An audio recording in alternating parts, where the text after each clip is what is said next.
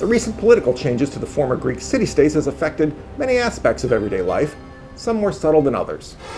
Take the Greek dramas of Athens. It's the new comedy that has captured the hearts of theatergoers. Less concerned with the myths of the past that were prevalent in the old tragedies, these new plays are much more focused on the everyday lives of middle-class Athenians. And their leading practitioner is Menander. His stories are about teen angst, parental concerns, and all sorts of sexual hijinks. And his characters include the cooks, merchants, farmers, and slaves of the city.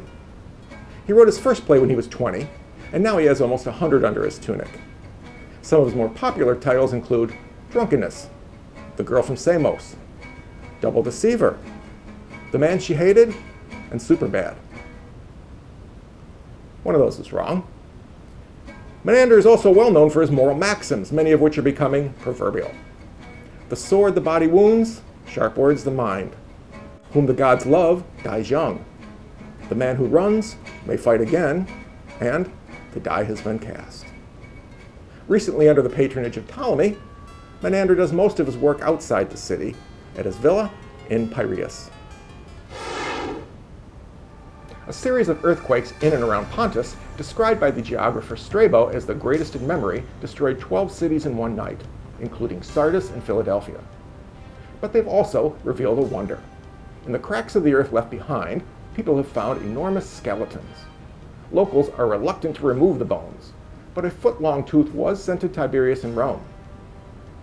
Eager to see the rest of the creature, but not eager enough to desecrate an ancient grave, he came up with a shrewd plan.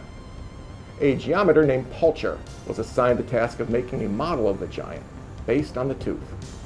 Pulcher was able to sculpt a proportionately sized head, and from there he estimated how large the body would have been. Tiberius was pleased and has sent the tooth back for reburial. In sports, it's time again for the annual Tarsen Games, held in Ersha every Lamastide for, according to tradition, well over 2,000 years. Possibly 1,000 years older than the Greek Games. It's said that it was ancient Greek travelers and merchants who brought the idea of an annual sporting event back to their land. And truly, Ina Tarsen is a one-of-a-kind festival. Held over a 30-day period, it combines athletic, gymnastic, and equestrian events of all kinds, including running, wrestling, boxing, quoit throwing, horse and chariot racing, and bow and arrow, as well as 3 contests that originated on this isle: horse swimming, hurling, and the pole vault.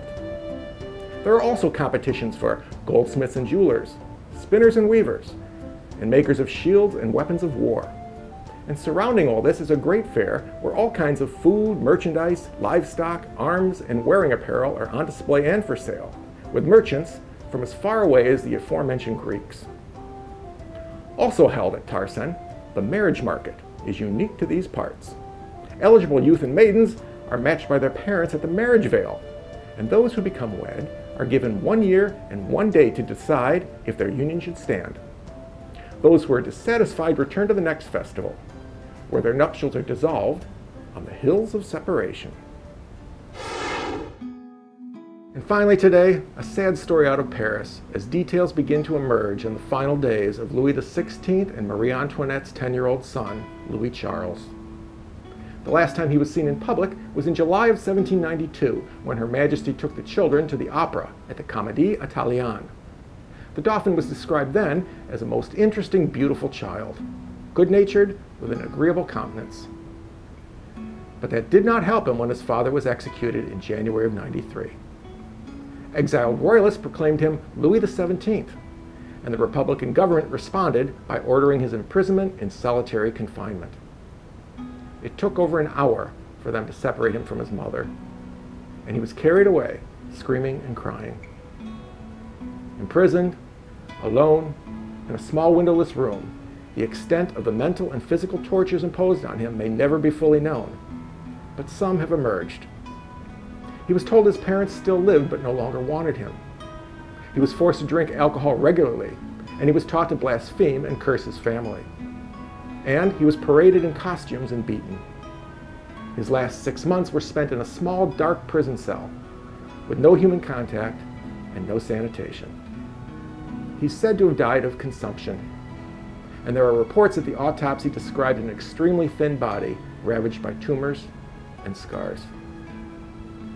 His death, no doubt, will become but a footnote in the history of the revolution. Part of the price, they will say, of freedom. And that wraps up today's look at history's headlines.